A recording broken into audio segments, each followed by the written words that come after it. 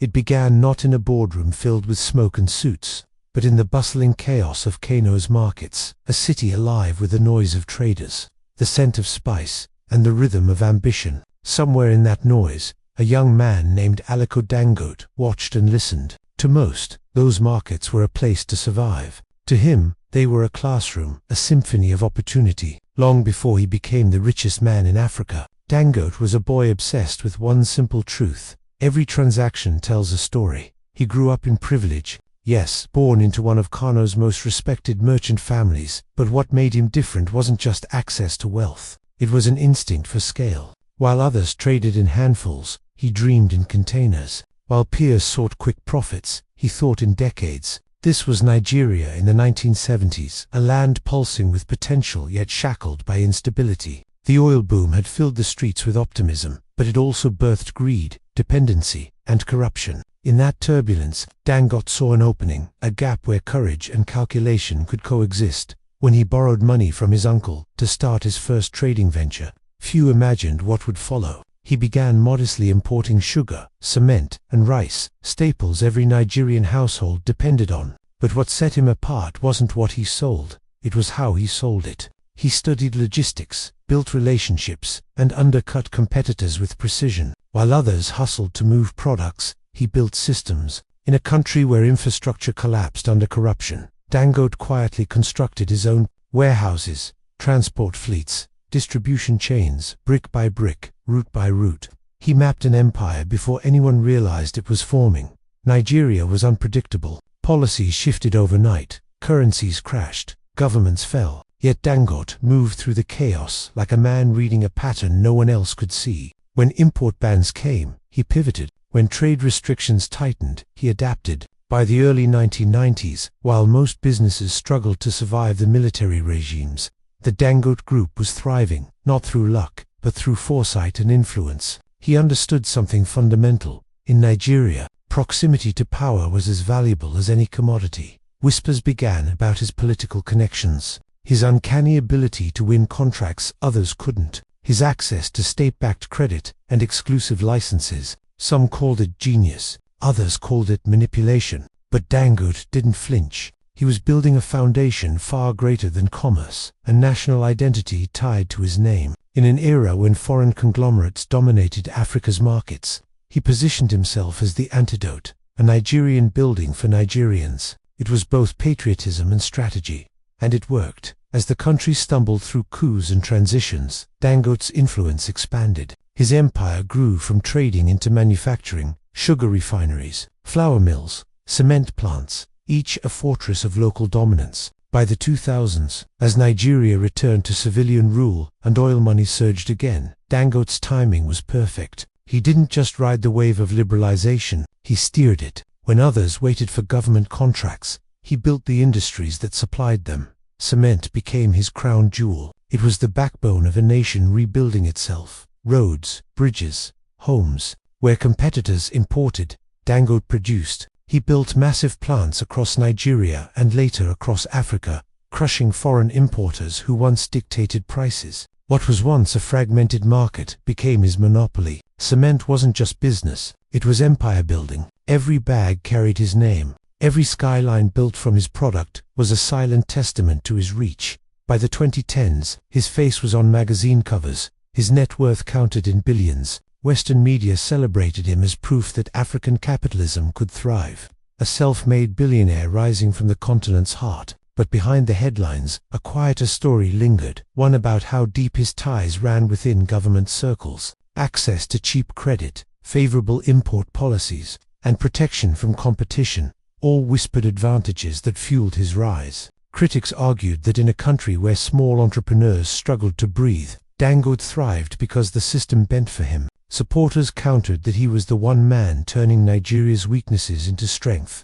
Whichever side was right, one truth remained. Dangote had become more than a businessman. He was an institution. Presidents sought his advice. Policymakers shaped laws that aligned with his ventures, and foreign investors measured confidence in Nigeria by his actions. He had become the yardstick of success and the gatekeeper of progress. But absolute power breeds quiet enemies. Beneath the praise lay resentment, whispers of monopolistic control. inflated prices, and deals struck in shadows. Competitors complained of barriers they could never cross, of regulators who turned a blind eye, of government incentives that always seemed to land in Dangote's favor. To his critics, he wasn't a hero of industry, but a symbol of how intertwined wealth and influence had become in Nigeria. Still, Dangote never let the noise slow him. While politicians fought for votes, he built factories. While economists debated policy, he expanded across borders: Ghana, Zambia, Senegal, Tanzania, replicating the same model: local production, government partnerships, and total market dominance. The Dangote brand was no longer Nigerian, it was continental. Then came his most ambitious dream, an audacious project that would either crown his legacy or crush it: the Dangote Refinery. A behemoth of steel and ambition rising from the swamps of Lekki, Lagos, it promised to be Africa's largest oil refinery. For a country that exported crude but imported fuel, it was a paradox waiting to be solved. And Dangote promised to solve it. He declared it a matter of national pride: Nigeria, finally refining its own oil, breaking free from dependence on foreign imports. The project drew applause from every corner, but behind the applause lay skepticism. Could one man succeed where governments had failed for decades? Could private ambition fix what public policy had broken? Construction delays, funding challenges, and logistical nightmares followed. Critics called it vanity, supporters called it vision. Yet, through every obstacle, Dangote pushed on. Billions poured into the site, equipment shipped from across the world, thousands of workers laboring under the Lagos sun.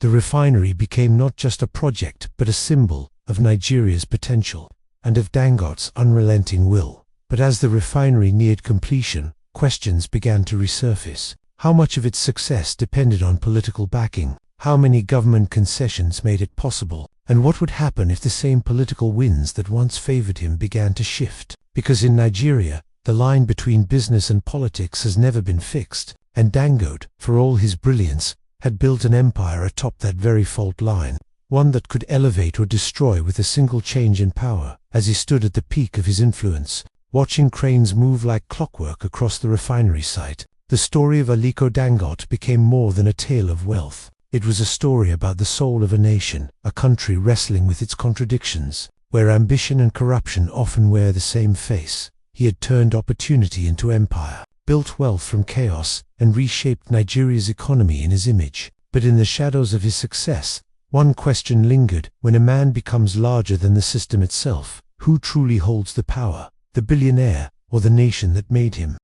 By the time the sun began to rise over Lagos's shimmering skyline, the Dangote Refinery had already transformed from dream to near reality, a monument not of steel and concrete alone, but of ambition carved into the Nigerian landscape. Towering tanks, endless pipelines, and the rhythmic hum of machinery filled the air. For many, it symbolized rebirth, a nation long crippled by fuel shortages, finally on the verge of self-reliance. But beneath the promise lay a more complicated truth, one that blurred the line between national progress and personal power. Behind the refinery's grand narrative were layers of politics, financial maneuvering, and influence that only a handful truly understood. The project's funding, billions of dollars, came not solely from Dangote's personal fortune, but through a web of loans and government guarantees. The Nigerian central bank, under multiple administrations, had extended unprecedented support. Every extension, every waiver, every concession whispered of an empire too big to fail. As global eyes turned to Nigeria, Dangote stood as both symbol and mystery. Western investors saw him as proof that Africa could produce titans capable of playing on the world stage. African leaders called him a beacon of hope, proof that the continent could industrialize on its own terms. Yet, within Nigeria, the narrative was more conflicted. For every voice that praised his vision, another questioned his reach. Was this true capitalism, or a private monopoly wearing the mask of national pride? Critics pointed to patterns: the cement empire built through exclusive access, the sugar and salt monopoly secured through tariffs that strangled competitors, the refinery's favorable tax terms. These weren't coincidences, they were the byproducts of a system built on relationships, one where access to power was the ultimate currency. In a country where countless entrepreneurs drowned in red tape, Dangote seemed to sail effortlessly through it. But to dismiss him as merely a political creation would be to misunderstand his genius. Dangote was at his core a strategist, meticulous, patient, and relentless. He understood the pulse of Nigeria's economy like few others. He knew when to pivot, when to wait, and when to move. For him, business wasn't just about money. It was about legacy, a quest to prove that Africa could produce its own industrial revolution, even if it meant bending the rules along the way. And so, while the refinery rose, so too did the speculation. Could it truly end Nigeria's decades-long dependency on imported fuel? Or would it become another monument to power, an empire propped up by the very system it claimed to reform? By 2024, as test runs began, the refinery dominated headlines once again. But it wasn't just about oil anymore. It was about control. Control of prices, control of supply, control of perception. Because when one man produces the cement that builds the roads, the sugar that fills the shelves, and the fuel that keeps the nation running,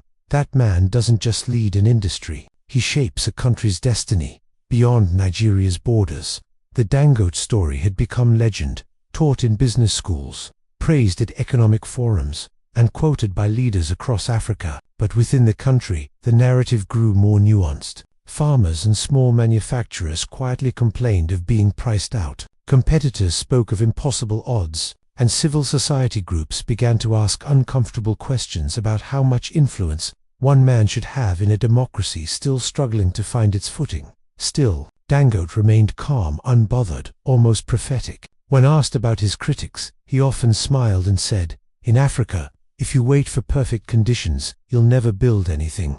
It was hard to argue with that, because despite the controversies, despite the whispers of favoritism and monopoly, no one could deny what he had achieved. He had built where others had failed. He had turned talk into action, blueprints into factories, promises into products. But the higher he climbed, the lonelier the view became. Power attracts scrutiny, and empire invites envy. As global economies shifted and Nigeria faced its toughest economic challenges in decades, Dangote's vast network came under renewed pressure. Auditors, regulators, even international lenders began to look closer at his operations, the contracts, the concessions, the offshore structures that kept his empire fluid.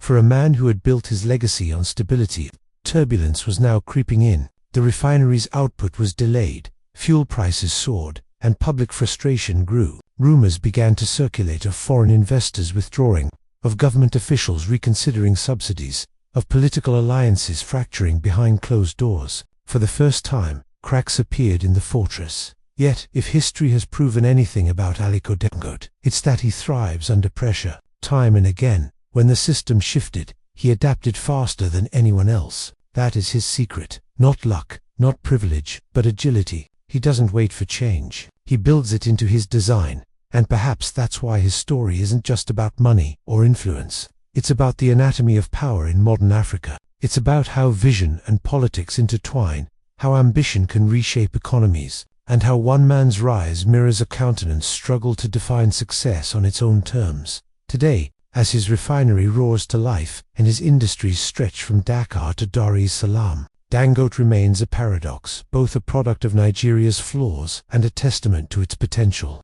To some, he is Africa's greatest entrepreneur. To others, he is its most powerful monopoly. But to history, he is something else entirely. A man who refused to accept limits, who built an empire from chaos, and who proved that, in Africa, the line between savior and sovereign is often just one signature away. Because the story of Aliko Dangote is not just a story about business. It's the story of modern Africa, a continent forever balancing between power and promise, corruption and creation, survival and greatness. And for now, in that delicate balance, one name still towers above them all.